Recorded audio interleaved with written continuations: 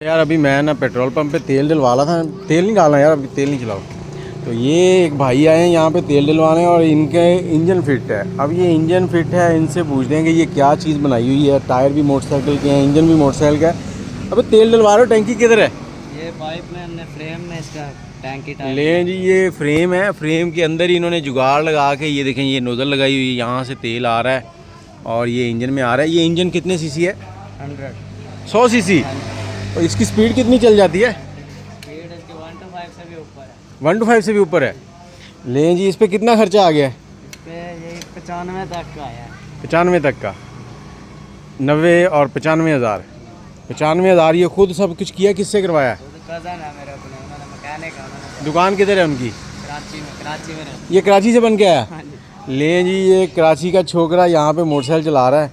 तो ये इस तरह का बनवाया क्यों है? ये क्या चक्कर है? 95,000 में तो अच्छी खासी मोटरसाइकिल आ जाती है। उन्होंने खुद, उनका शौक है ना, उन्होंने इसमें खुद फ्रेम बनवा। तो आपके पास क्या कर रहा है?